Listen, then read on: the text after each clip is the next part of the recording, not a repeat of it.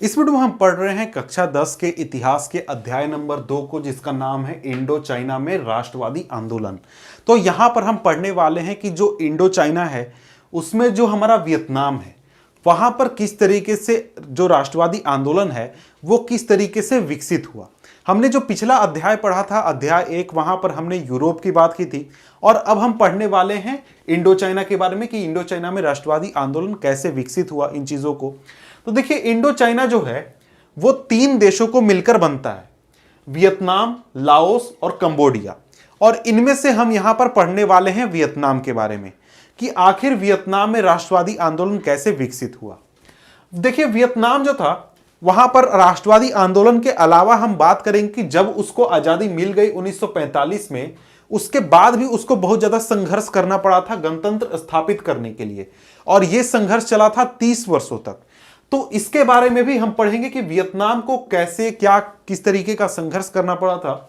और देखिए, वियतनाम के राष्ट्रवाद के बारे में सबसे पहली चीज हमें जान लेनी चाहिए कि जो वियतनाम है वहां पर राष्ट्रवाद विकसित हुआ है औपनिवेशिक परिस्थिति में। यानी कि जिस फ्रांस के बारे में हमने पढ़ा था पिछले अध्याय में कि वहां से राष्ट्रवाद पनपा था या फिर जन्मा था, उसी फ्रांस का शासन यहां पर वियतनाम पर था। उसी का विरोध करते करते जो वियतनाम के अलग अलग समुदाय थे वो एक साथ आए और एक वियतनाम राष्ट्र का निर्माण हुआ। अब यहां पर आ जाते हैं हमारे पहले टॉपिक पर, जो कि है चीन के साए से आजादी। तो देखिए, वियतनाम जो है यानी कि पूरा जो इंडो चाइना है उसके ऊपर चीन का बहुत ही ज्यादा प्रभाव है, क्योंकि इस रीजन पर, इस इलाके पर पहले एक चीनी साम्राज्य का शासन हुआ करता था।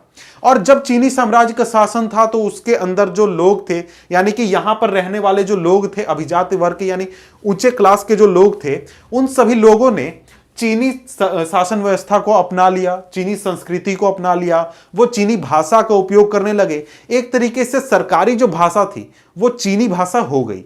लेकिन जब ये साम्राज्य पतन हो गया, यानी कि ये साम्राज्य, चीनी साम्राज्य का शासन यहां से खत्म हो गया और यहां के लोगों का अपना शासन हो गया, यानी कि यहां के लोग स्वतंत्र हो गए, इन्होंने अपना राज्य स्थापित कर लिया।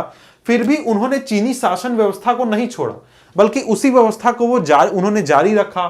चीनी संस्कृति को वो लगातार उन्होंने जारी रखा, इसके साथ ही चीनी भाषा को भी वो लगातार इस्तेमाल करते रहे। अब इसके बाद आते हैं हम आगे और आगे देख लेते हैं औपनिवेशिक वर्चस्व और उसका प्रतिरोध, यानी कि किस तरीके से फ्रांसीसियों का आगमन हुआ, उसका कैसे विरोध हुआ, ये सभी चीजें। देखिए, यहां पर औपनिवेश की हम बात कर रहे हैं। जब फ्रांस का औपनिवेश बना वियतनाम, तो वियतनाम के जो लोग थे उनके ऊपर सिर्फ आर्थिक रूप से परेशानी नहीं आई या फिर उनका भूभाग नहीं छीन लिया गया, उनका सरकार नहीं गया, बल्कि वियतनाम की संस्कृति को खत्म करने की कोशिश की गई। और फ्रांसीसियों ने वियतनाम की संस्कृति, भाषा, इन सभी चीजों को खत्म करके अपनी संस्कृति, अपनी भाषा यहां पर थोपने की कोशिश की।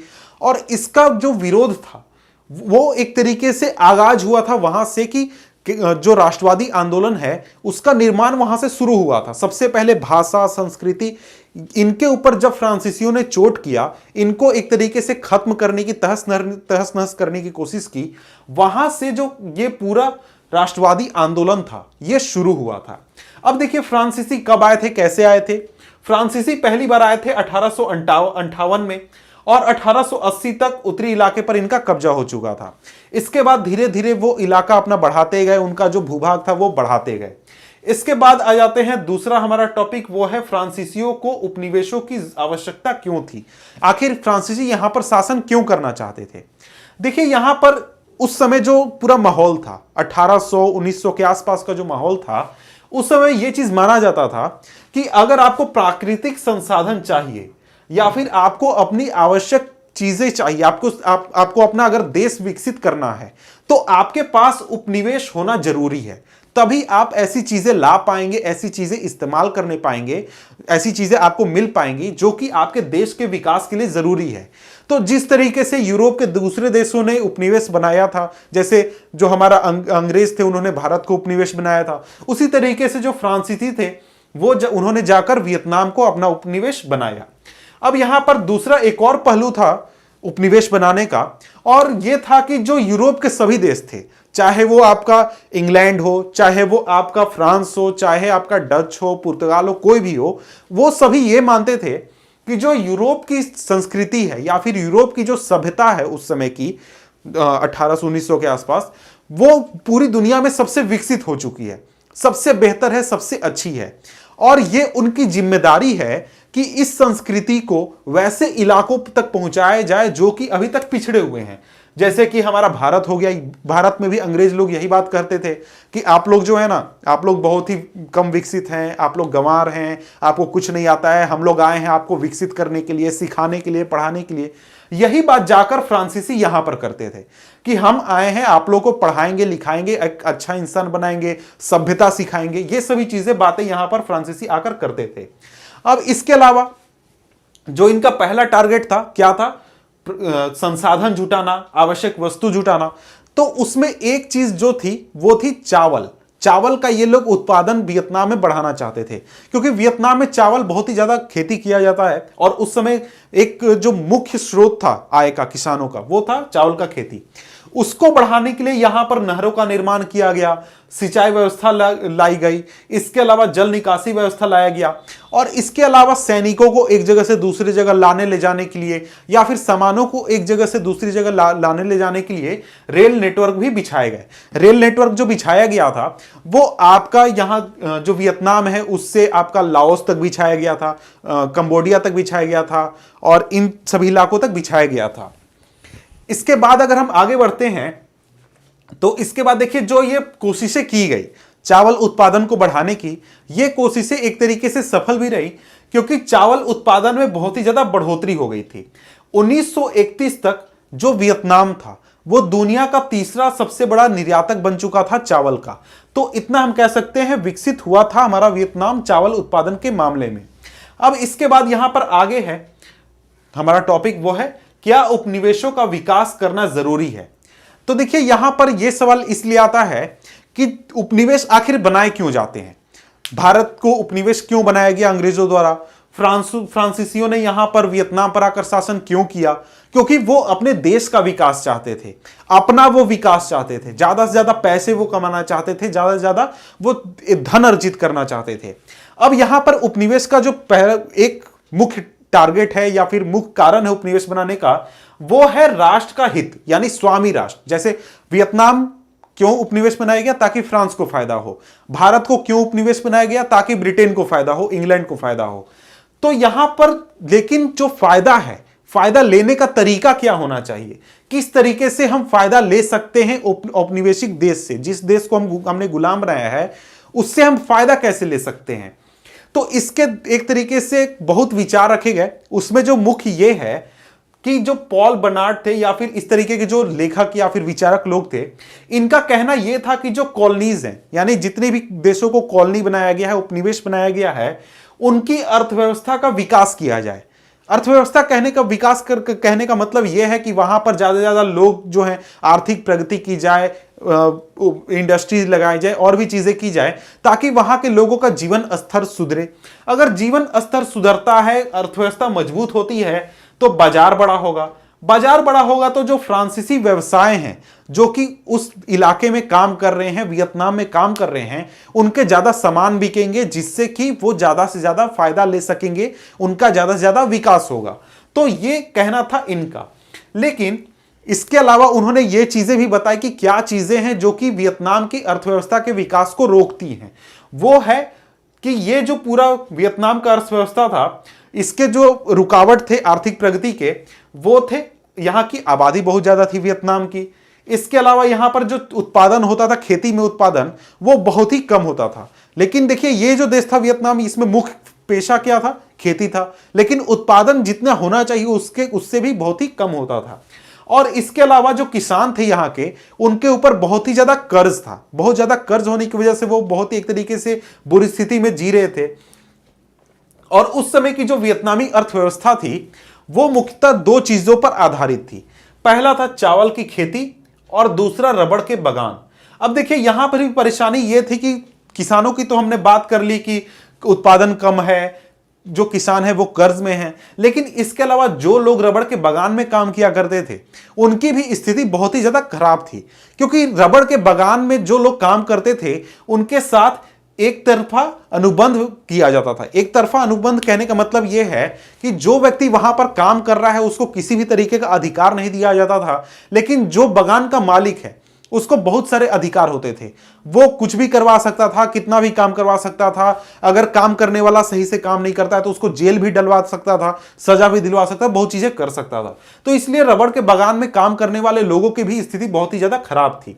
और ये जो रबड़ के बागान थे या फिर जो ये सभी चीजें थी, इसके मालिक हुआ करते थे फ्रांस और वियतनाम के जो कुछ धनी लोग होते थे, जो कि उस इलाके में अपना पूरा धंधा चला रहे थे। ये सभी लोग होते थे। और जो और दूसरे लोग थे, वो सभी लोग जो थे वो सिर्फ काम किया करते थे। उनकी जो स्थिति थी, आर्थिक स्थिति, वो बहुत ही ज्यादा खराब थी। अब देखिए, पॉल बर्नार्ड ने तो कहा कि आप ऐसा ऐसा कीजिए कि आर्थिक जो विकास है वो हो और लोगों का जीवन स्तर सुधरे। लेकिन जो फ्रांसीसी वहां पर शासन कर रहे थे, उन्होंने ऐसा कुछ किया नहीं, किसी भी तरीके का विकास नहीं किया, कुछ भी नहीं किया। उसका परिणाम ये हुआ, उसका रिजल्ट ये आया कि जो ग्रामीण इलाके थे वहां पर जमींदारों का एक तरीके से बोलबाला हो गया। जो मन सो करते थे वो, कोई उनको रोकने वाला नहीं था। और इस वजह से ग्रामीण इलाकों में जो लोग थे उनका जीवन बहुत ही खराब हो चुका था, उनका जीवन स्तर बहुत ही ज्यादा गिर चुका था। अब इसके बाद आगे बढ़ते हैं और पढ़ते हैं हम अपना नेक्स्ट टॉपिक, वो है औपनिवेशिक शिक्षा की दुविधा। तो यहां पर हमने देख लिया उपनिवेश के बारे में, औपनिवेशिक अर्थव्यवस्था के बारे में। अब हम देखते हैं कि जो औपनिवेशिक शिक्षा थी, यानी जब फ्रांसीसियों का यहां पर शासन हो गया वियतनाम पर, तो इन्होंने शिक्षा को किस तरीके से हैंडल किया। तो देखिए, फ्रांसीसियों का विश्वास क्या था? फ्रांसीसियों का विश्वास था कि जो यूरोप की सभ्यता है वो सबसे उन्नत सभ्यता है। और यह सिर्फ फ्रांसीसियों का नहीं बल्कि यूरोप के जितने देश थे उन सभी का यह विश्वास था। और फ्रांसीसी लोग ये दावा करते थे कि एक तरीके से फ्रांसीसियों की जिम्मेदारी है कि वियतनाम के लोगों को आधुनिक सभ्यता से परिचित करवाया जाए, उनको आधुनिक सभ्यता सिखाई जाए जो कि यूरोप में आ चुकी है, यानी कि यूरोप की सभ्यता वियतनाम में लागू की जाए। और इसके लिए अगर उनको स्थानीय संस्कृति, स्थानीय शिक्षा व्यवस्था, स्थानीय सभी चीजें अगर नष्ट भी करनी पड़े तो कोई बुरी बात नहीं है, क्योंकि ये जो यहाँ की व्यवस्था है, यानी कि वियतनाम की जो पुरानी पूरी संस्कृति है वो बेकार है। वो एक तरीके से ऐसी संस्कृति है, ऐसा पूरा कल्चर है जो कि विकास को रोकती है, बेकार है बिल्कुल, ऐसा उनका मानना था। और देखिए, यहां पर जब शिक्षा देने की बात आई तो शिक्षा देने में एक दुविधा आ गई उनके सामने, या फिर एक परेशानी आ गई फ्रांसीसियों के सामने कि आखिर जो लोगों को शिक्षा देनी है वो कितनी देनी है, आखिर हम कितना पढ़ाएं, क्या पढ़ाएं कि हमें परेशानी ना हो और हमारा काम भी पूरा हो जाए। तो देखिए, जो फ्रांसीसी थे वो लोगों को शिक्षित करना चाहते थे कि लोग ज्यादा से ज्यादा पढ़ें, ताकि हमें ऐसे लोग मिले जो कि ज्यादा से ज्यादा पढ़े हो, यानी ऐसे काम करने वाले लोग मिले जो कि ज्यादा से ज्यादा पढ़े हो। लेकिन वहां पर उनके सामने परेशानी ये थी कि अगर कोई आम नागरिक सीख जाता है, पढ़ लिख जाता है, बहुत ही अच्छा पढ़ जाता है, तो आम नागरिक शिक्षा के बाद जो औपनिवेशिक शासन है, यानी जो फ्रांसीसियों का शासन है पूरे वियतनाम पर, इस पर सवाल उठाएगा, इसको एक तरीके से इसका विरोध करेगा, उस पर वो चोट करने की कोशिश करेगा। अब इसके अलावा जो कोलोन लोग थे उनका भी काफी ज्यादा विरोध था इस चीज का कि जो शिक्षा है, जो वियतनाम के लोगों को शिक्षा कम नहीं देनी चाहिए या फिर कम देनी चाहिए, ऐसा विरोध था। अब यहां पर ये कोलोन लोग कौन थे? कोलोन, अब देखिए, जो फ्रांस के जो नागरिक थे जो कि वियतनाम में बस चुके थे, वहीं रह रहे थे, वहीं पर एक तरीके से वियतनाम के अब नागरिक हो चुके थे, लेकिन फ्रांस उनका ओरिजिन था, तो वैसे लोगों को कोलोन कहा जाता था। और ये लोग जो थे ये अलग अलग काम करते थे, कोई पुलिस वाला है, कोई दुकान चलाता है, कोई जज है, कोई दूसरी तरीके की नौकरी कर रहा है। तो इन लोगों को डर था कि अगर यहां पर शिक्षा दे दी जाती है, लोगों को अच्छी तरीके से शिक्षा दे दी जाती है और ये लोग पढ़ लिख जाते हैं, यानी वियतनाम के स्थानीय लोग अगर पढ़ लिख जाते हैं तो इन लोगों की नौकरी चली जाएगी, इन लोगों का जो धंधा है इनके हाथ से छीन जाएगा। तो इस वजह से ये लोग बहुत ही ज्यादा विरोध कर रहे थे। अब इसके बाद आ जाता है अगला टॉपिक, वो है आधुनिक सोच, शिक्षा की भाषा। यहां तो एक परेशानी हमने देखा कि कितना शिक्षा दिया जाए, इस पर परेशानी थी। अब इसके बाद आने पर एक और परेशानी आई कि आखिर जब शिक्षा हमें देनी है तो शिक्षा हम कौन सी भाषा में दें, वियतनामी में दें या फिर फ्रेंच में दें। लेकिन यहां पर एक परेशानी ये थी कि हमने शुरू में जैसे मैंने बताया कि जो चीनी शासन व्यवस्था थी, चीनी संस्कृति थी या फिर चीनी भाषा जो थी, उसको कुलीन वर्ग द्वारा अपनाया गया था। यानी चीन के जो ऊंचे मेरा मतलब है वियतनाम के जो ऊंचे क्लास के लोगों थे, उन्होंने चीनी भाषा को अपना कर रखा था, चीनी संस्कृति को अपना कर रखा था। और अगर फ्रेंच लोग अपना एक तरीके से वर्चस्व स्थापित करना चाहते थे इस रीजन में, इस इलाके में, वियतनाम के ऊपर, तो उन्हें इस चीनी भाषा के वर्चस्व को हटाकर इसकी जगह पर उन्हें फ्रेंच स्थापित करनी होगी, ताकि लोग जो हैं वो फ्रेंच को सर्वश्रेष्ठ माने, फ्रांसीसी संस्कृति को सबसे अच्छा माने और वियतनामी, चीनी इन सभी को बेकार माने और खराब माने। तो ये उनके सामने परेशानी थी।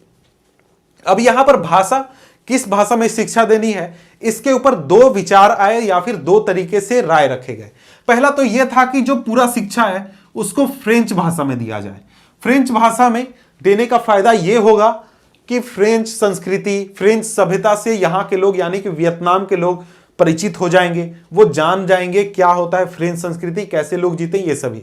लेकिन दूसरे लोग थे, उनका मानना यह था कि जो छोटी कक्षाएं हैं यानी निचले जो क्लास हैं 1 2 3 4 5 जो क्लासेस हैं, इनमें वियतनामी भाषा में शिक्षा दी जाए और जो बड़ी क्लास में बच्चे आ जाएं तो यहां पर इनको फ्रेंच भाषा में शिक्षा दिया जाए। और इनका यह भी मानना था कि जो लोग फ्रेंच भाषा सीख जाएं, फ्रेंच संस्कृति को अपना लें, उनको फ्रेंच नागरिकता इनाम के रूप में दी जाए। तो ये एक तरीके से शिक्षा के ऊपर विचार थे कि कैसे शिक्षा देनी चाहिए। लेकिन यहां पर परेशानी ये थी कि जो ये वियतनाम था, ये एक तरीके से बहुत ही गरीब स्थिति में उस समय था और बहुत ही कम लोग थे जो कि स्कूल में दाखिला अपने बच्चों को दिला सकते थे। और इसके बाद भी जो लोग स्कूल में दाखिला ले लेते थे, उसमें से भी बहुत ही कम बच्चे होते थे जो कि पढ़ाई को पूरी कर पाते थे। अब इसका कारण क्या था? इसका कारण यह था कि जो बच्चे स्कूल में दाखिला लेते थे उसमें से बहुत बच्चों को जानबूझकर फेल कर दिया जाता था। करीब 2/3 बच्चों को जानबूझकर फेल कर दिया जाता था, ताकि वो जो अच्छी नौकरियां हैं, अच्छे जो पद हैं, वहां पर वियतनाम के स्थानीय लोग नहीं जा सके।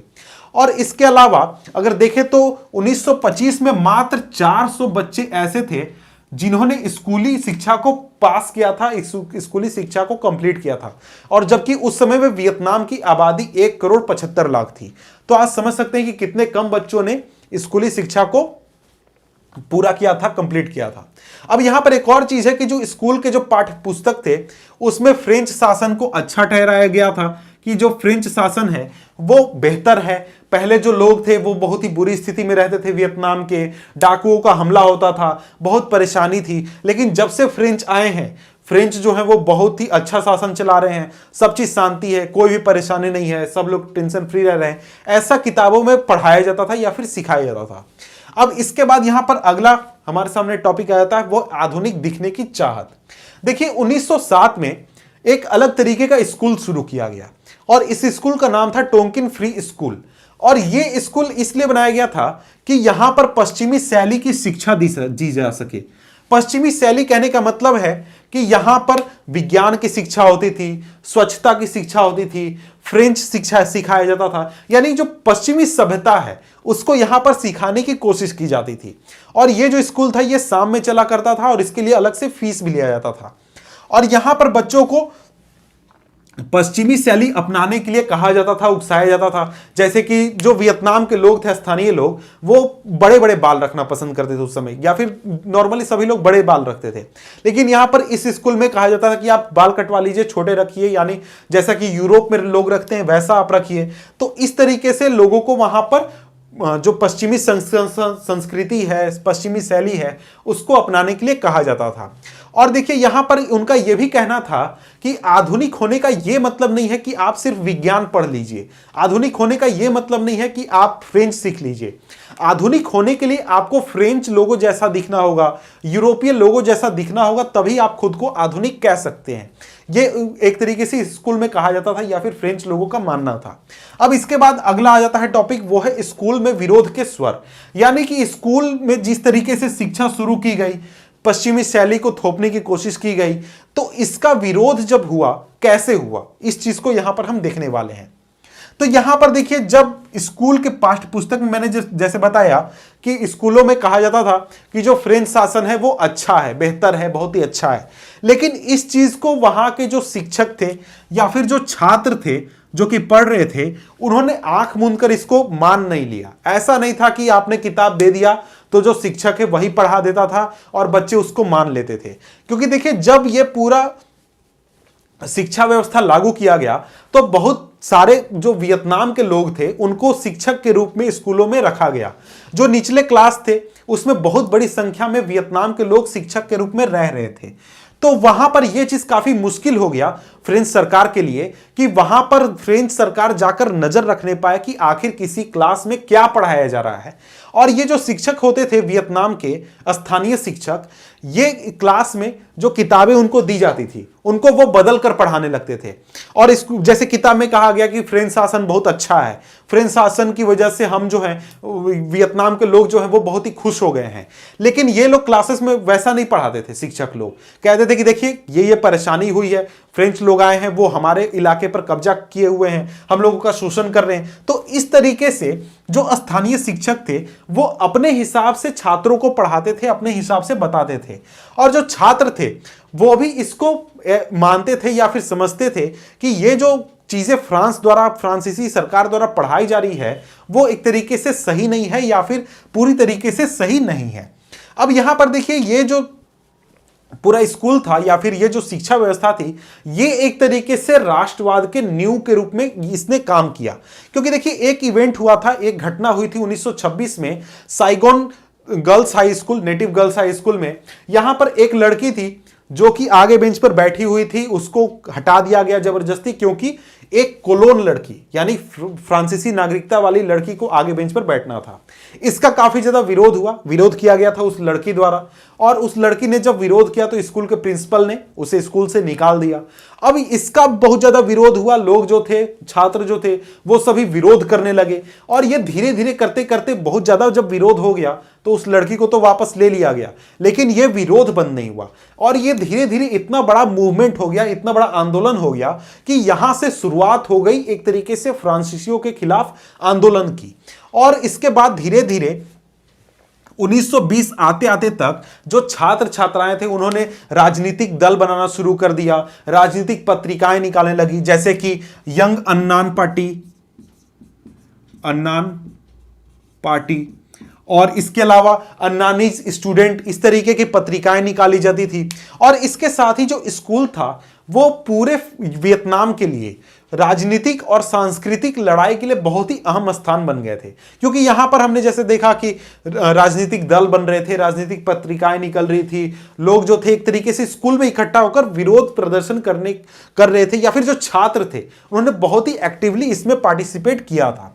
अब इसके अलावा जो वियतनामी बुद्धिजीवी थे वो इस बात पर जोर दे रहे थे कि जो वियतनामी भूभाग है सिर्फ उस पर हमारा कब्जा नहीं किया गया है, बल्कि हमारी जो संस्कृति है उसको भी धीरे धीरे खत्म किया जा रहा है, धाराशाही किया जा रहा है। और इस तरीके से हम दोनों तरफ से नुकसान उठा रहे हैं और हमारा नुकसान दोनों तरफ से हो रहा है, यानी संस्कृति भी जारी है और हमारे ऊपर तो शासन हमारा है ही नहीं, फ्रांस के लोग आकर शासन कर रहे हैं। तो इस तरीके से हमारा जो विरोध प्रदर्शन है या फिर जो राष्ट्रवाद है उसकी शुरुआत यहां से हुई। तो देखिए, यहां पर टॉपिक नंबर 3 में हमें यह सिंपली समझना है कि शिक्षा के अलावा जो दूसरे क्षेत्र थे वहां पर भी फ्रांसीसियों का विरोध हो रहा था। और यह चीज हम चौथे टॉपिक में भी समझेंगे कि शिक्षा के अलावा और दूसरे क्षेत्र में भी फ्रांसीसियों का विरोध हो रहा था। तो देखिए, टॉपिक नंबर हमने जो 2 देखा था उसमें हमने देखा था कि शिक्षा यानी कि जो स्कूल थे, छात्र थे, संस्कृति थी, ये एक ऐसा जरिया बन चुका था जिसके जरिए फ्रांसीसियों का बहुत ही ज्यादा जोर तौर से विरोध किया जा रहा था। लेकिन शिक्षा के अलावा दूसरे क्षेत्र थे, जैसे कि साफ सफाई के मामले में, काम के मामले में या फिर धर्म के मामले में फ्रांसीसियों का काफी ज्यादा विरोध हुआ था। उसमें से पहला है जो टॉपिक हम देख लेते हैं, टॉपिक हमारा साफ सफाई और रोजमर्रा प्रतिरोध। इसमें टॉपिक हमारा हनोई पर प्लेग का हमला। जब हनोई पर प्लेग का हमला हुआ तो देखिए, जब फ्रांसीसियों का शासन वियतनाम पर स्थापित हो गया तो फ्रांसीसियों ने एक तरीके से डिक्लेयर किया या फिर कहा कि अब हम एक आधुनिक वियतनाम की रचना करेंगे, हम आधुनिक वियतनाम बनाएंगे। और इसके साथ ही उन्होंने कहा कि हम हनोई को भी एक आधुनिक इलाका बनाएंगे। तो इसके लिए हनोई में एक इलाके को काफी साफ सुथरा या फिर आधुनिक हनोई बनाया गया। काफी साफ सुथरे रोड, काफी साफ सुथरे बिल्डिंग्स, या फिर पूरा इलाका साफ सुथरा, सुंदर, बहुत ही स्वच्छ बनाया गया।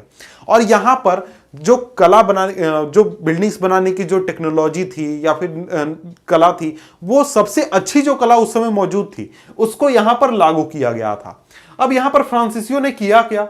चौड़ी चौड़ी सड़कें बनाई आधुनिक हनोई में, बहुत ही अच्छी निकासी व्यवस्था बनाई, पूरा साफ सुथरा शहर बनाया, सुंदर शहर बनाया, उसके साथ ही बहुत ही अच्छा सीवर सिस्टम वहां पर बनाया।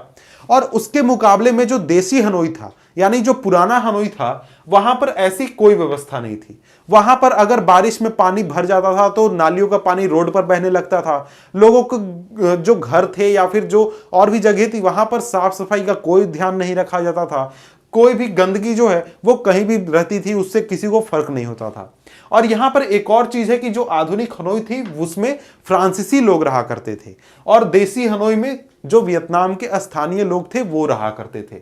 अब यहां पर देखिए, जो ये मैंने बात किया कि आधुनिक हनोई बनाया गया था, बहुत ही अच्छा सीवर सिस्टम था, निकासी व्यवस्था थी, चौड़ी सड़कें थी, बहुत सारी चीजें थी, और यही चीज ऐसी बनी जो कि एक तरीके से बीमारी को लेकर आई या फिर बीमारी फैलने का कारण बनी। तो देखिए यहां पर यह हुआ था कि जो सीवर व्यवस्था बनाया गया था वो बहुत ही अच्छा बहुत ही बड़ा बड़ा सीवर बनाया गया था पूरे शहर के लिए, और पूरे शहर का सीवर एक दूसरे से जुड़ा हुआ था। तो यहां पर जो चूहे थे, चूहे आसानी से सीवर के जरिए पूरे शहर में घूम सकते थे, यानी एक इलाके से दूसरे इलाके में जा सकते थे बिना कोई रोक टोक के, बिना कोई परेशानी के।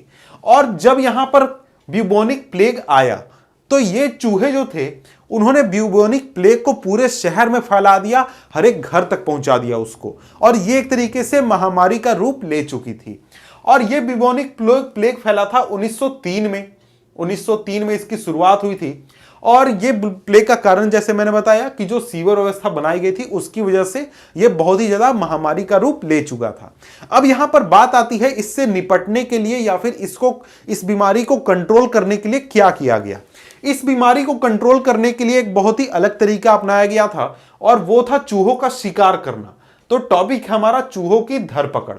तो 1902 में चूहों का शिकार शुरू किया गया, और चूहों का शिकार यानी चूहों को पकड़ने के लिए वियतनामी लोगों को काम पर रखा गया। वियतनामी लोगों को कहा गया कि आप सीवरों में जाइए, वहां पर चूहों को मारिए, और फिर आकर हमें प्रूफ कीजिए कि आपने चूहों को मार दिया है, और उसके बदले में पैसे ले जाइए। और यह था बाउंटी कार्यक्रम, यानी चूहे मारने के बदले लोगों को पैसे मिलते थे। और ये जो पैसे मिलते थे वो इस बात पर मिलते थे कि वो जो व्यक्ति है जो दावा कर रहा है कि उसने चूहा मार दिया है, वो सिद्ध कर दे कि उसने चूहा मार दिया है। जैसे चूहे मार कर ले आए, या फिर चूहे का पूंछ काट कर ले आए, या फिर किसी भी तरीके से सिद्ध कर दे कि उसने चूहे को मार लिया है, तो उसे पैसे दे दिए जाते थे। और देखिए जो चूहे मारने का जो काम था वो बहुत ही जोर तौर से हो रहा था, और इसका एग्जाम्पल जैसे एक दिन में 20,000 30,000 ऐसे चूहे मारे जा रहे थे। तो यहां पर एक ऐसा आया सिचुएशन आया, एक ऐसी स्थिति आई जहां पर जो चूहे पकड़ने वाले लोग थे उन्होंने अपने फायदे के लिए बहुत सारे नए तरीके अपनाए। अब क्या तरीके अपनाए? तो जैसा मैंने कहा कि चूहे प्रूफ करना होता था कि चूहे को मैंने मार दिया है, तो इसके लिए ये लोग क्या करते थे, चूहे को मारते नहीं थे बल्कि चूहे की पूंछ काट कर ले आते थे और चूहे को जिंदा छोड़ देते थे, और पूंछ काट कर वो पैसे ले लेते थे। अब जिंदा क्यों छोड़ते थे? जिंदा इसलिए छोड़ते थे कि वो चूहा वापस जाएगा, वापस से अपनी प्रजाति को बढ़ाएगा, संख्या बढ़ेगा, और इस तरीके से हम लगातार पैसे कमाते रहेंगे। हमारा जो इनकम का जरिया है वो लगातार बना हुआ रहेगा। इसके अलावा बहुत सारे लोग जो थे उन्होंने चूहे को पालना शुरू कर दिया कि हम चूहे को पालेंगे और हम कुछ चूहों को बेचेंगे, कुछ चूहों को दिखाएंगे मारकर, और बदले में पैसे ले लेंगे। इस तरीके से लोग जो थे वो इस पूरी स्थिति का फायदा उठा रहे थे, या फिर इस तरीके से इन्होंने फ्रांसीसियों को बहुत ज्यादा परेशान किया था, या फिर फ्रांसीसियों के साथ बहुत ज्यादा असहयोग किया था। तो इस पूरी स्थिति से परेशान होकर जो फ्रांसीसी थे उन्होंने इस पूरे बाउंटी कार्यक्रम को खत्म कर दिया और पूरी तरीके से हटा दिया।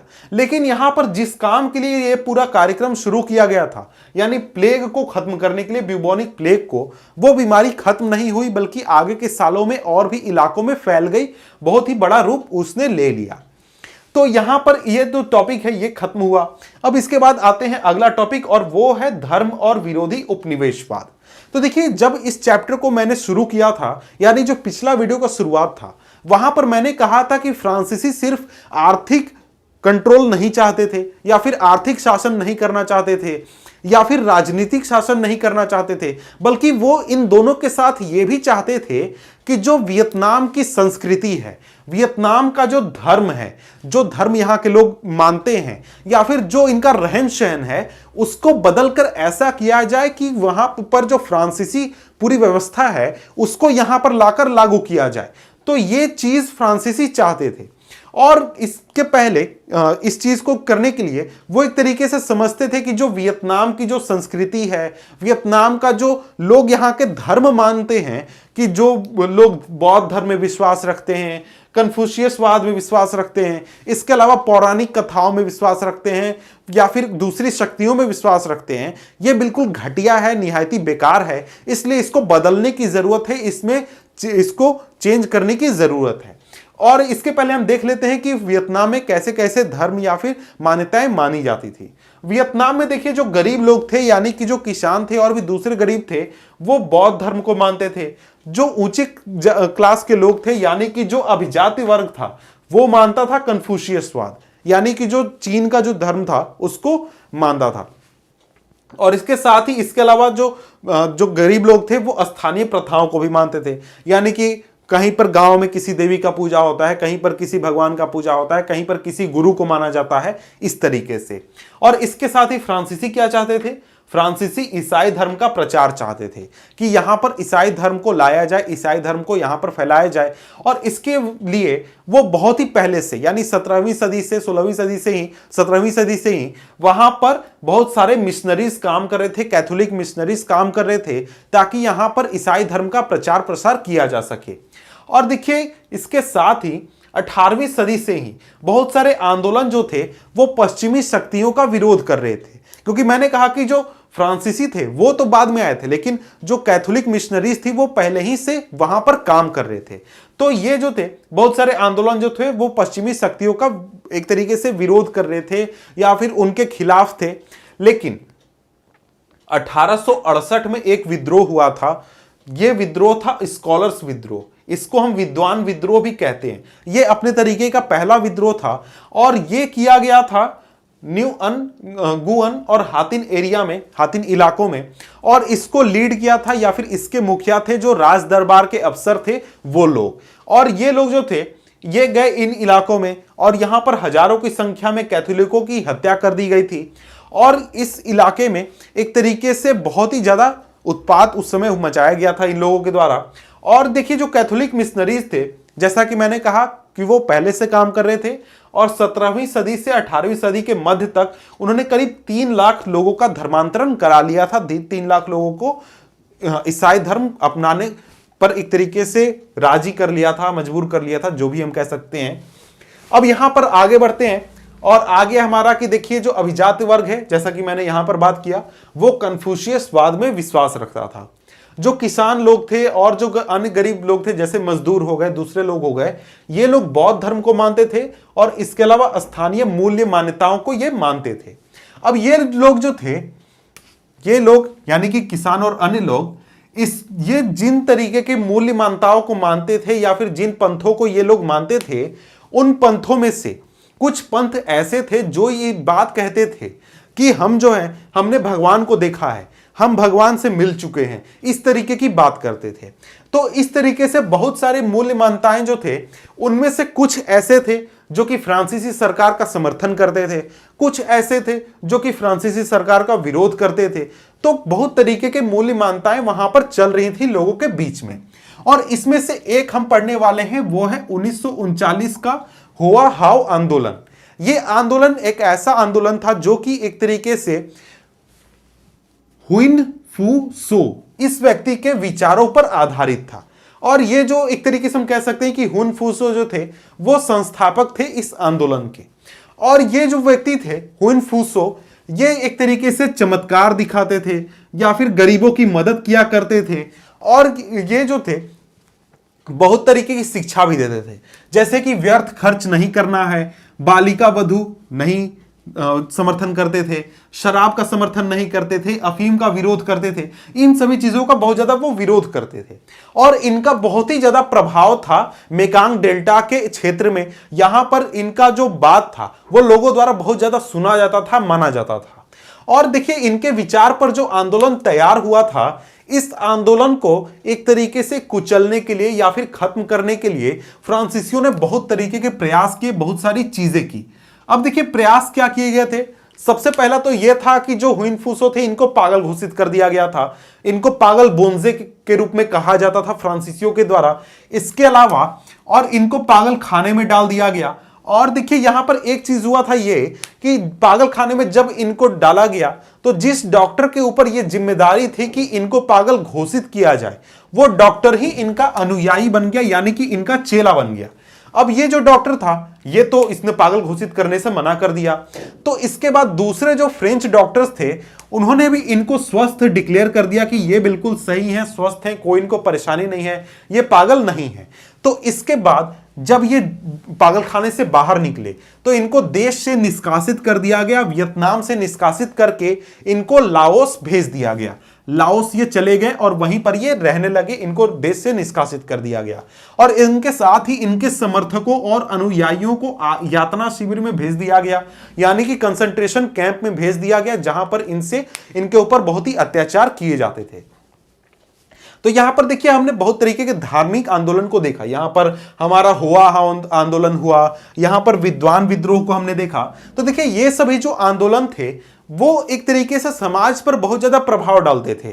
फ्रांसीसियों के खिलाफ समाज को एक तरीके से जागरूक करते थे।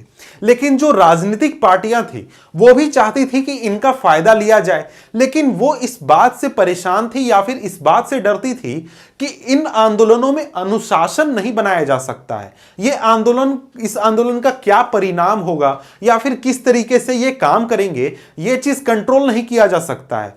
तो इस चीज से वो काफी ज्यादा परेशान थे। और इसके साथ ही जो राजनीतिक पार्टी थी, जितने भी राजनीतिक पार्टी, वो इनके कामों को, इनके मान्यताओं को, इनके मूल्यों को वो समर्थन नहीं कर सकते थे, क्योंकि वो बहुत ही अलग अलग चीजों पर आधारित थी कि जैसे भगवान को देखा है, ये चीज सही है, ये चीज गलत है। तो राजनीतिक पार्टियां इनका समर्थन करने से बचती थी।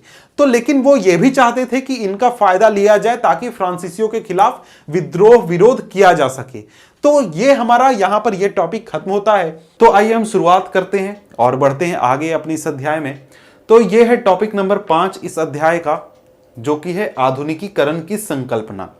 तो देखिए, अभी तक तो हमने देखा, यानी पिछले टॉपिक में हमने देखा कि जो फ्रांसीसी थे उनका विरोध हो रहा था धर्म के आधार पर, या धर्म की वजह से, धर्म को बचाने के लिए, या फिर जो छात्र थे वो आंदोलन कर रहे थे, और भी तरीके से, बहुत तरीकों से फ्रांसीसियों का विरोध हो रहा था। लेकिन इसके साथ ही जो वियतनाम के बुद्धिजीवी थे, यानी वियतनाम के जो पढ़े लिखे बड़े लोग थे, वो इस बात को समझ रहे थे कि अब हमें आधुनिक होने की जरूरत है, यानी आधुनिक बनने की हमें जरूरत है, तभी हम एक तरीके से आगे बढ़ पाएंगे, कुछ चीजें कर पाएंगे। लेकिन यहां पर उनके सामने एक सवाल था, एक क्या, कई तरीके के उनके मन में दुविधा थी कि आधुनिक आखिर किसे कहते हैं, आधुनिक होने का मतलब क्या होता है। क्या हम अपने परंपरा को जब छोड़ देंगे, अपने रीति रिवाज को छोड़ देंगे और फ्रांसीसियों की परंपरा, फ्रांसीसियों का शिक्षा, फ्रांसीसियों के सारे गुण हम अपना लेंगे, तो क्या उसी को हम आधुनिक होना कहते हैं? ये एक तरीके से उनके मन में सवाल था।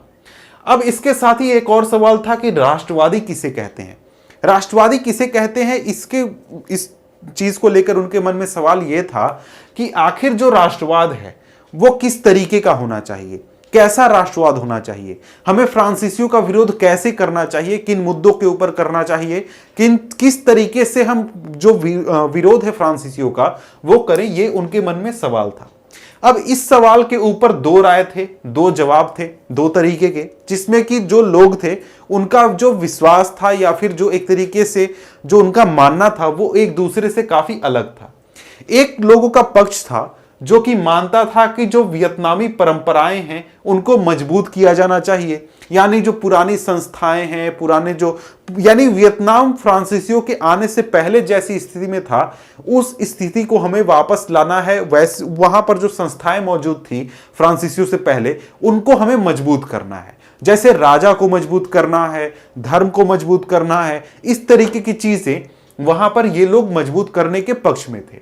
अब इसके साथ ही दूसरे तरीके के लोग थे जिनका मानना था कि देखिए हम विदेशी वर्चस्व का तो विरोध करेंगे, जो फ्रांसीसी हैं उनका तो हम विरोध करेंगे, वो करना भी चाहिए, लेकिन उनके साथ हम उनसे कुछ सीखेंगे।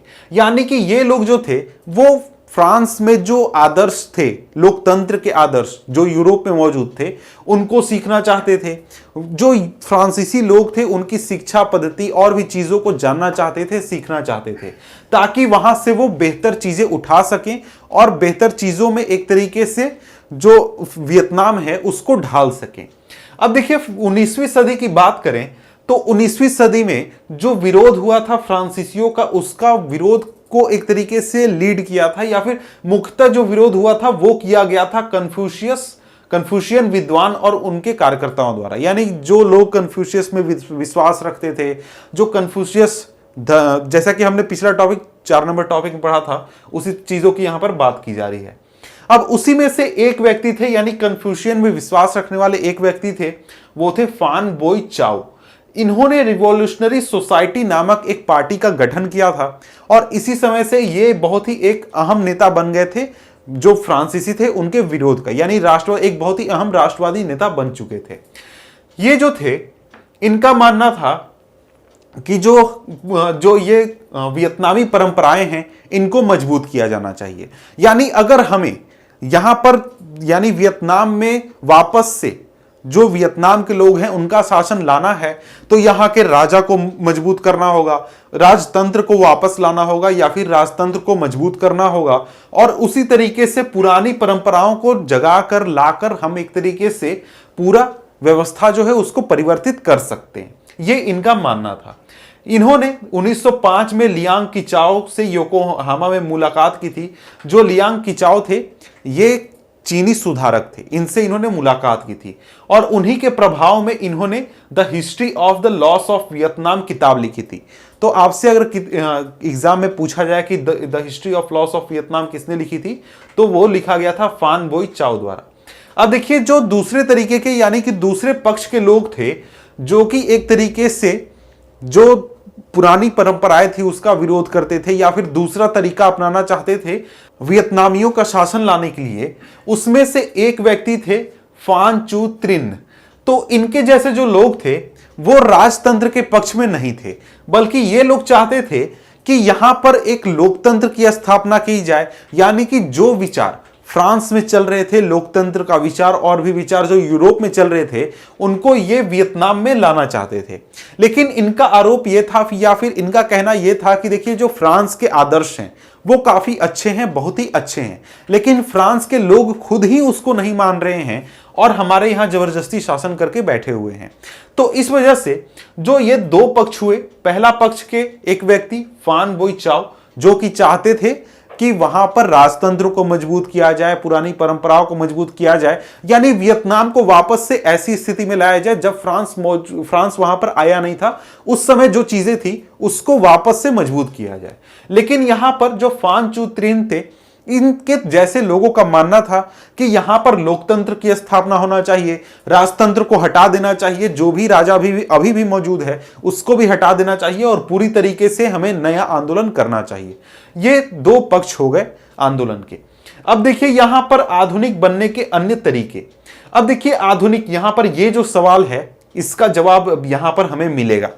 तो आधुनिक को जैसे हमने बात किया कि आधुनिक क्या उनके मन में चल रहा था कि जब हम फ्रांस के तरीकों को अपना लेंगे, फ्रांसीसियों के जैसे रहने लगेंगे, तभी क्या हम आधुनिक हैं? नहीं, उनको जवाब मिला चीन और जापान से, क्योंकि जो चीन और जापान था वहां पर एक तरीके से जो बदलाव था या फिर जो उपनिवेश बनाने का जो कोशिश था उसका एक बहुत ही सही तरीके से विरोध हुआ था और जापान इसमें बहुत ही अच्छा सक्सेसफुल भी रहा था, काफी वो सफल रहा था। जापान को कोई भी कब्जा नहीं करने पाया था, उपनिवेश नहीं बनाने पाया था। इस वजह से लोग जो थे, वियतनाम के लोग जो ये बुद्धिजीवी थे, वो इन दोनों देशों से काफी ज्यादा प्रभावित थे और इनका यहां पर काफी ज्यादा आना जाना था, काफी घनिष्ठ संबंध थे।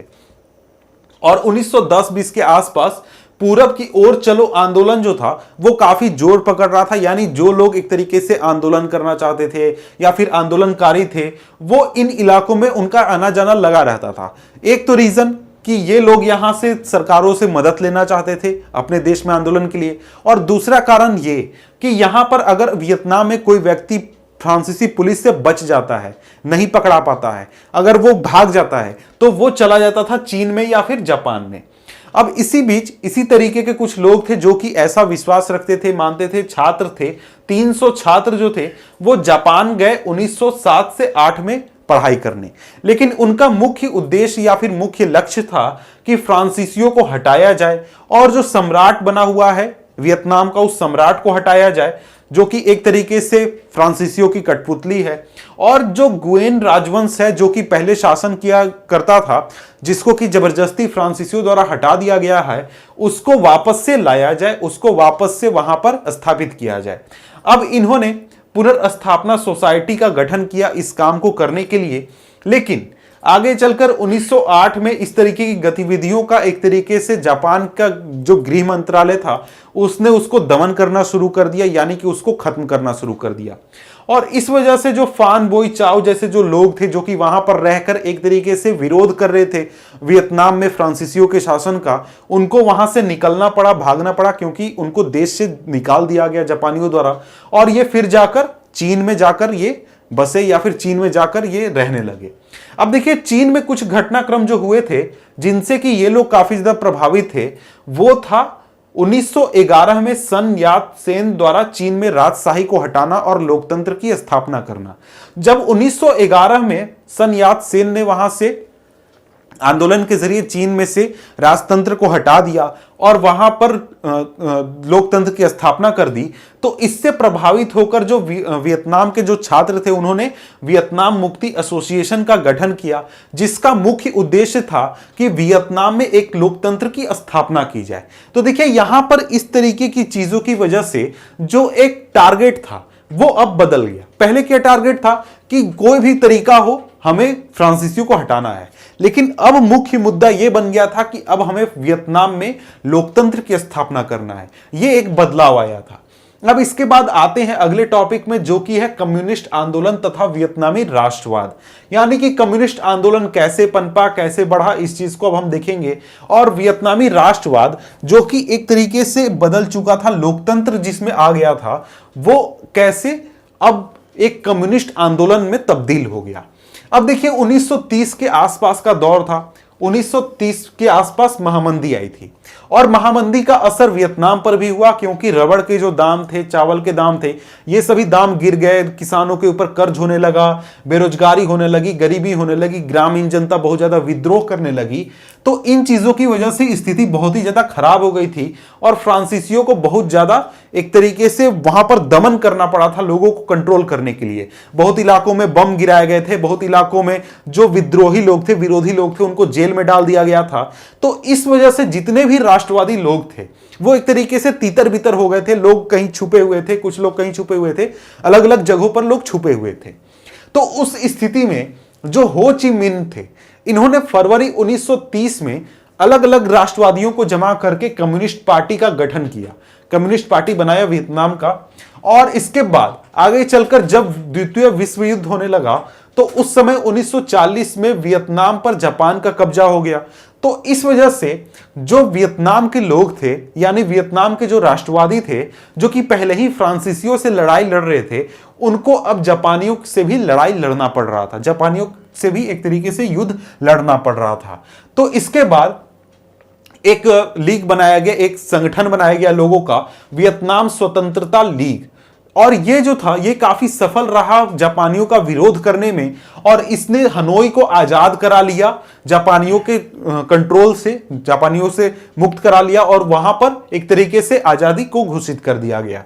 और इसके बाद हो ची मिन्ह यानी 1943 में एक लोकतांत्रिक गणराज्य बनाया गया हनोई के आसपास, और 1943 में, और वहां पर हो ची मिन्ह को उस लोकतांत्रिक गणराज्य का अध्यक्ष बनाया गया। तो इस तरीके से यहां पर जो लोग थे, यानी कि जो वियतनाम के लोग थे, उनका एक स्वशासन कुछ इलाकों में स्थापित हो गया था। अब इसके बाद हम पढ़ते हैं अगला टॉपिक जो कि है वियतनामी गणराज्य। तो देखिए यहां पर हमने देखा कि लोकतांत्रिक गणराज्य की स्थापना हो गई थी वियतनाम के कुछ इलाकों में, कुछ इलाकों पर इनका कब्जा था, पूरे वियतनाम पर नहीं था। तो यहां पर जो फ्रांसीसी शासक थे वो जो थे वो सम्राट बाओ दाई के जरिए उनको कठपुतली के रूप में इस्तेमाल करके शासन करना चाहते थे, अपना शासन जारी रखना चाहते थे। और इसके बाद फ्रांसीसियों के बीच और ये जो वियतनाम के जो लोग थे, जो कि वियतनाम स्वतंत्रता लीग थी जिसको कि वियत मिन के नाम से भी जाना जाता है, इनके बीच काफी लड़ाई झगड़े चले, काफी युद्ध चला और करीब 8 वर्षों तक ये युद्ध चला। और सालों के युद्ध के बाद 1954 में दिएन बिएन फू में फ्रांस की पराजय हुई। यहां पर फ्रांस जो था वो हार गया। इसके बाद देखिए जेनेवा में शांति वार्ता को आयोजित किया गया और इस शांति वार्ता में वियतनाम को एक तरीके से जबरदस्ती वहां पर मजबूर किया गया कि जो वियतनाम है उसको विभाजित किया जाए 2 हिस्सों में, उत्तरी वियतनाम और दक्षिणी वियतनाम। उत्तरी वियतनाम जो था वहां पर कम्युनिस्टों का शासन हो गया, यानी कि जो हो ची मिन्ह थे ये वहां पर एक शासक के रूप में वहां पर बैठ गए। लेकिन जो दक्षिणी वियतनाम था वहां पर बाओ दाई का शासन जारी रहा, वहां पर बाओ दाई की सत्ता वहां पर हो गई। लेकिन कुछ वर्षों के बाद जो गो दिन दिएम था उसके द्वारा तख्ता पलट कर दिया गया और इसके बाद जो नई सरकार बनी या फिर जो नई शासन व्यवस्था आई वो भी एक तरीके से दमनकारी या फिर निरंकुश शासन व्यवस्था थी। यानी कि यहां पर ऐसा होता था कि जो लोग एक तरीके से इसका विरोध करते थे या फिर इसकी बात को काटना चाहते थे उसको कम्युनिस्ट कहकर या फिर उसको उत्तरी वियतनाम का समर्थक बताकर जेल में डाल दिया जाता था, सजा दे दिया जाता था और इस तरीके की स्थिति वहां पर हो गई थी। और जब गो दिन दिएम का शासन हो गया तो इसका विरोध करने के लिए नेशनल लिबरेशन फ्रंट नामक एक मोर्चा बनाया गया जो कि दक्षिणी वियतनाम में काम कर रहा था दिएम का विरोध करने के लिए। और ये जो नेशनल लिबरेशन फ्रंट था इसको उत्तरी वियतनाम द्वारा मदद भी दिया जा रहा था, चाहे वो सैनिक मदद हो या फिर पैसे के मामले में, सभी तरीके से मदद दिया जा रहा था। अब देखिए यहां पर तो स्थिति हो गई वियतनाम की। अब इसके बाद अमेरिका जो था वो इस इलाके में युद्ध में, इस पूरे युद्ध में शामिल हो जाता है। और इस युद्ध में अमेरिका आता क्यों है, उसको क्या मतलब है इस इलाके से? तो अमेरिका को यह मतलब था, अमेरिका को लगता था कि यह जो इलाका है अगर दक्षिणी वियतनाम पर कम्युनिस्टों का शासन हो जाता है तो आसपास के जो देश हैं वहां भी कम्युनिस्टों का शासन हो जाएगा, कम्युनिस्ट सरकार वहां पर बन जाएंगे। और इस चीज से अमेरिका जो था वो काफी परेशान था, वो नहीं चाहता था कि ऐसा हो। तो इस वजह से अमेरिका इस युद्ध में कूद गया, अमेरिका इस युद्ध में आ गया। और अमेरिका जब इस युद्ध में आया तो इस युद्ध में जब उसके वो शामिल हो गया तो उसका असर बहुत ज्यादा वियतनाम पर भी हुआ और अमेरिका पर भी हुआ। जब वो वियतनाम में युद्ध लड़ने आया तो यहां पर वो अपने सारे हथियार लेकर आया।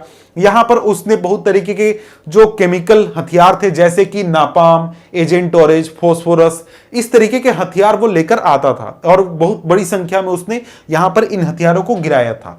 तो देखिए फास्फोरस होता है कि जो एक तरीके से आपको स्किन जला देगा, अगर आपके ऊपर गिर गया फास्फोरस का बम गिर जाए तो आपकी स्किन को जला देगा।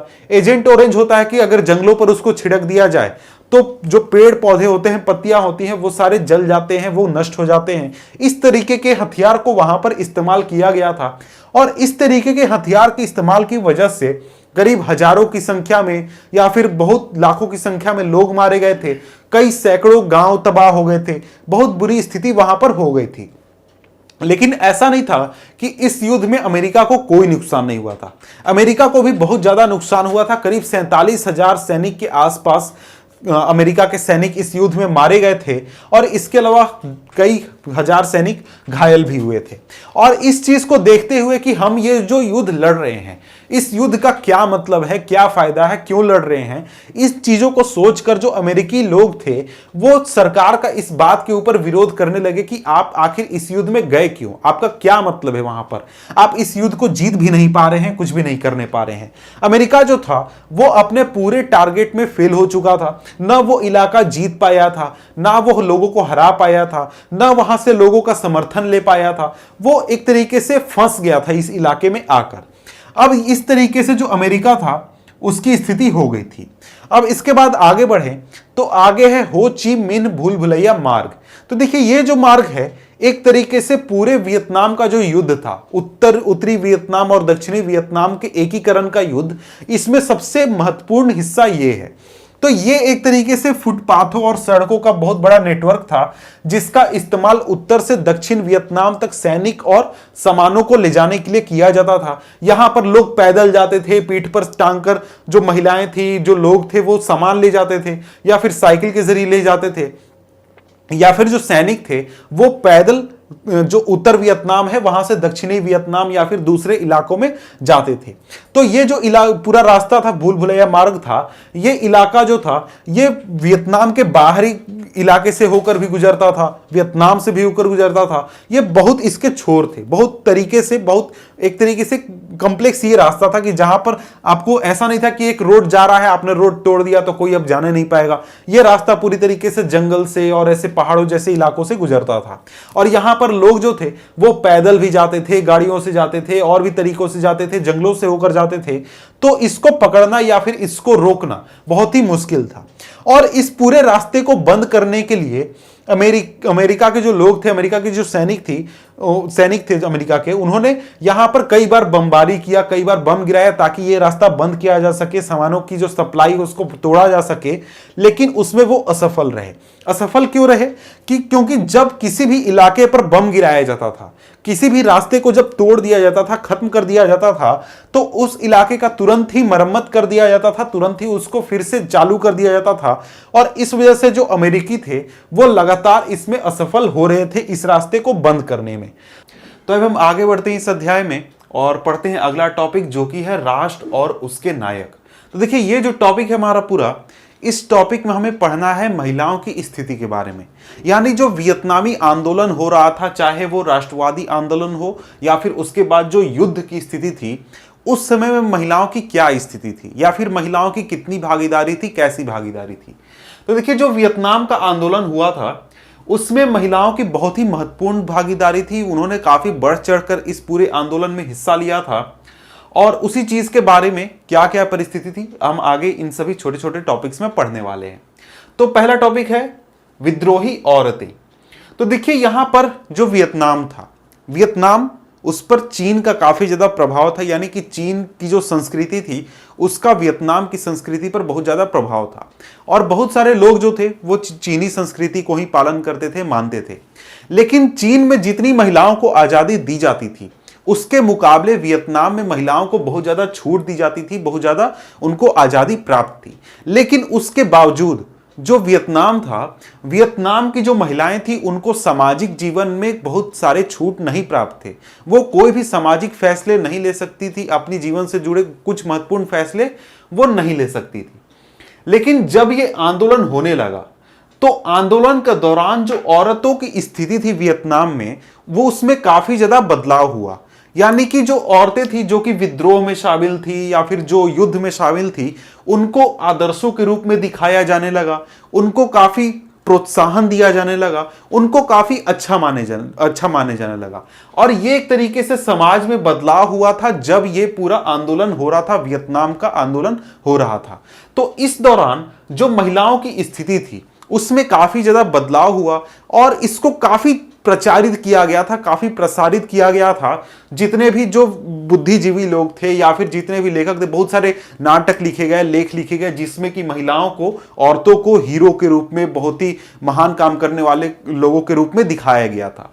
तो इस तरीके से जो औरतें थी जो कि विद्रोह कर रही थी, उनको अच्छा माना जाने लगा, उनको बेहतर दिखाया जाने लगा और उनको आदर्श के रूप में दिखाया जाने लगा। यानी कि नाटक लिखे जाते थे, कहीं पर चित्र होता था, कहीं पर कोई और चीजें होती थी, तो वहां पर ऐसी औरतों को दिखाया जाता था जो कि विद्रोह में शामिल थी। अब इसके बाद देखिए, अगला टॉपिक है गुजरे जमाने के नायक।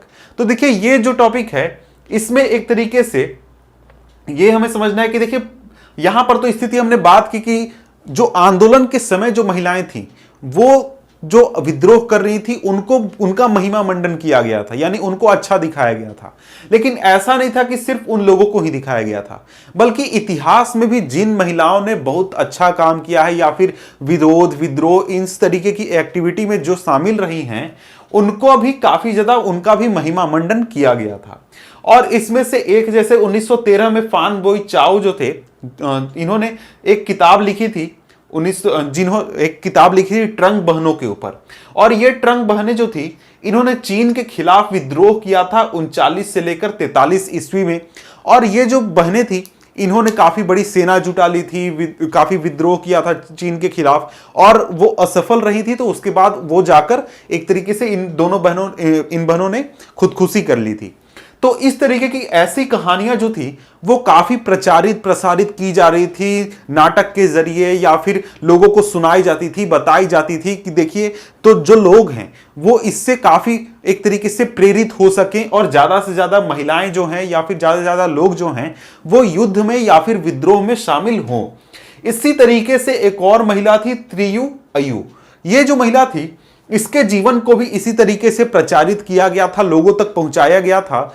और इसको इतना ज्यादा प्रचारित कर दिया गया कि जो त्रियु अयु थी, इसको एक देवी के रूप में पूजा जाने लगा, देवी के रूप में इसका एक हम कह सकते हैं वैल्यू हो गया। अब देखिए, त्रियु अयु के बारे में बात करें तो इसकी भी लगभग ऐसे ही कहानी थी। 3री शताब्दी में जो त्रियु अयु थी, वो जंगल में चली गई। अब जब वो बचपन में थी, छोटी थी, तो वो जंगल में चली गई। उसके माता पिता बचपन में ही मर गए थे। और इसने भी चीनी जो आक्रमण था या फिर चीनी जो लोग थे जो शासन कर रहे थे वहां पर, उनका विरोध किया था, विद्रोह किया था। और इसने भी अंत में जाकर आत्महत्या कर ली थी जब इसके पास हार आ रही थी, यानी जब ये हारने वाली थी तो हार को ना स्वीकार करके इसने भी आत्महत्या कर लिया था। तो इस तरीके से महिलाओं की स्थिति को देखें तो महिलाओं की स्थिति आंदोलन के दौरान काफी बदली। महिलाओं को एक तरीके से विद्रोह में शामिल महिलाएं या फिर जो विद्रोही किस्म की जो महिलाएं थी, उनको काफी प्रचारित प्रसारित किया गया था। अब इसके बाद अगला टॉपिक है, वो है योद्धा औरतें। तो देखिए, 1960 के दशक में जो महिलाएं थी उनको योद्धा के रूप में दर्शाया गया, योद्धा के रूप में दिखाया जाने लगा। यानी कि कहीं पर आप देख जाते, कहीं पर दीवारों पर पेंटिंग, कहीं पर जो न्यूज़पेपर होते उसमें, या फिर कहीं और पर अलग अलग तरीके से जो महिलाएं थी उनको युद्ध के मोर्चे पर दिखाया जाता था कि जो महिलाएं हैं वो युद्ध लड़ रही हैं, काफी ताकत से लड़ रही हैं, दुश्मन को धूल चटा रही हैं, बहुत ही मजबूती से काम कर रही हैं, इस तरीके से दिखाया जाता था। इसके साथ ही महिलाओं को योद्धा के अलावा कामगार के रूप में भी दिखाया जाता था। यानी वो फैक्ट्रियों में काम कर रही हैं या फिर खेतों में काम कर रही हैं, कहीं और काम कर रही हैं। यानी कि पूरा जो काम हो रहा है, यानी जो पूरा युद्ध का स्थिति है, पूरा जो वियतनाम युद्ध में है, उसमें महिलाएं जो है वो बढ़ चढ़कर शामिल हैं, बहुत ही ज्यादा हिस्सा ले रही हैं। ऐसा वहां पर दिखाया जा रहा था ताकि जो महिलाएं हैं, देश की महिलाएं, जो लोग हैं, वो ज्यादा से ज्यादा प्रेरित हो सके। अब देखिए, जब 60 के दशक में बहुत बड़ी संख्या में सैनिकों की मौत होने लगी, तो उस समय जो लोग थे, जो सरकार थी, जो कम्युनिस्ट पार्टी थी, उसने एक तरीके से लोगों से आह्वान किया कि आप जो महिलाएं हैं वो ज्यादा से ज्यादा सेना में शामिल होइए। और इस चीज को मानते हुए बहुत बड़ी संख्या में जो महिलाएं थी वो सेना में शामिल हो गई। और ये करती क्या थी? ये महिलाएं घायलों का इलाज करती थी, भूमिगत कमरों या फिर सुरंग का निर्माण करती थी। इसके अलावा जो फ्रंट मोर्चा होता है, जहां पर दुश्मन सैनिकों से लड़ा जाता है, वहां पर भी जाकर ये युद्ध में शामिल होती थी। अब इसका एक कुछ एग्जाम्पल है कि इनकी भागीदारी कितना ज्यादा था, जो महिलाएं थी उनकी भागीदारी। तो देखिए, हो ची मिन्ह जो मार्ग था, जो भूल भुलैया मार्ग था, उस मार्ग पर, वो मार्ग था करीब 2195 किलोमीटर लंबा। इस मार्ग को पहरेदारी करना, इस मार्ग के ऊपर जो 2500 ठिकाने थे उनका हिफाजत करना, हवाई पट्टी का निर्माण करना, हजारों बमों को बर्बाद करना, हजारों किलो की माल ढुलाई करना, ये सभी काम किए जाते थे यंग वॉलेंटियर्स द्वारा। और ये जो वॉलेंटियर होते थे, इसमें से 70 से 80% महिलाएं होती थी, लड़कियां होती थी। तो आप समझ सकते हैं कि कितनी बड़ी संख्या में जो महिलाएं थी, उन्होंने इस पूरे आंदोलन में उनकी भागीदारी थी, कितना ज्यादा उनका इस पूरे आंदोलन में योगदान था। अब देखिए, यहां पर ये तो युद्ध की स्थिति की बात हो गई, लेकिन जब युद्ध खत्म होने का बात आया या फिर युद्ध लगा कि अब खत्म होने वाला है या फिर खत्म धीरे धीरे हो जाएगा कुछ समय में, तो उस समय क्या स्थिति थी? तो उसके लिए हम पढ़ेंगे टॉपिक शांति के समय औरतें। यानी कि जब शांति प्रक्रिया आरंभ हो गई, यानी कि अब युद्ध खत्म होने वाला है ऐसा लगने लगा, तो उस समय उसके बाद महिलाओं को योद्धा के रूप में दिखाया जाना कम कर दिया गया और अब महिलाओं को ज्यादा मजदूरों के रूप में दिखाया जाता था, कामगारों के रूप में दिखाया जाता था। यानी जो महिलाएं हैं उन्हें अब सैनिक नहीं बल्कि कृषि कोऑपरेटिव में काम करते हुए, कारखानों में, फैक्ट्रियों में काम करते हुए दिखाया जाता था। यानी जो महिलाएं हैं वो अब कामगार का रूप ले चुकी थी सरकार के लिए, यानी कि जो कम्युनिस्ट पार्टी थी वो इस तरीके से दिखा रही थी। अब इसके बाद आता है अंतिम टॉपिक, काफी छोटा है, और वो है युद्ध की समाप्ति। अब देखिए युद्ध जो था वो काफी वर्षों तक घिंच गया, काफी लंबे समय तक चला। अमेरिका का युद्ध, अमेरिका जब इसमें शामिल हुआ वो युद्ध, तो अमेरिका के शामिल होने के बाद काफी लंबे समय तक चला। अमेरिका के बहुत सारे सैनिक मारे गए, हजारों सैनिक मारे गए। तो इस चीज से परेशान होकर जो अमेरिका के लोग थे वो सरकार के विरुद्ध बोलने लगे, सरकार के खिलाफ खड़े हो गए कि आप आखिर कर क्या रहे हैं, वहां पर आपका जरूरत क्या है, क्यों आप वहां पर शामिल हैं, इस तरीके से सवाल उठने लगे। तो इसके साथ ही जो सरकार थी वहां की अमेरिका की, वो इस बात को समझ रही थी कि हम जो ये युद्ध लड़ रहे हैं इसमें जो हम पाना चाहते थे, हमारा जो मकसद था, उसमें हम अभी तक असफल रहे हैं और हाल फिलहाल में हमें लगता भी नहीं है कि हमें कुछ सफलता मिलेगी भी। तो इस चीज को देखते हुए जो अमेरिका था और जो वियतनाम था, यानी जो कम्युनिस्ट पार्टी थी वियतनाम की, इनके बीच में एक शांति समझौता शुरू हो गया और शांति समझौता हुआ जनवरी 1974 में पेरिस में, जिसके बाद ये जो युद्ध था, अमेरिका जो शामिल हुआ था युद्ध में, वो युद्ध खत्म हो गया। लेकिन अभी तक जो उत्तर और दक्षिणी, जो हमने बात की थी कि उत्तरी इलाके में कम्युनिस्ट पार्टी का शासन था, दक्षिणी इलाके में एक निरंकुश शासक का शासन था, तो इन दोनों के बीच जो युद्ध था वो अभी भी जारी रहा। यानी कि जो दोनों पक्ष थे, उत्तरी और दक्षिणी वियतनाम, इनके बीच अभी युद्ध जारी रहा। और जो एनएलएफ था, जो कि दक्षिणी वियतनाम में सरकार का विरोध कर रहा था, निरंकुश सरकार का विरोध कर रहा था, वो लगातार युद्ध में शामिल था। यानी कि जो वहां का शासक था और एनएलएफ, ये दोनों फाइट अभी भी कर रहे थे अमेरिका के हटने के बाद भी। तो इसके बाद 30 अप्रैल 1975 को जो एनएलएफ था उसने राष्ट्रपति के महल पर कब्जा कर लिया और इस तरीके से जो पूरा युद्ध था ये खत्म हुआ। और इसके बाद वियतनाम के दोनों हिस्सों को मिलाकर जो राष्ट्र था, यानी वियतनाम राष्ट्र, इसकी स्थापना की गई। और इस तरीके से जो हमारा पूरा वियतनाम का आंदोलन है या फिर वियतनाम में राष्ट्रवाद जो चैप्टर है ये खत्म होता है। तो मिलते हैं आपसे हम नेक्स्ट वीडियो में नेक्स्ट चैप्टर के साथ, तब तक के लिए गुड बाय।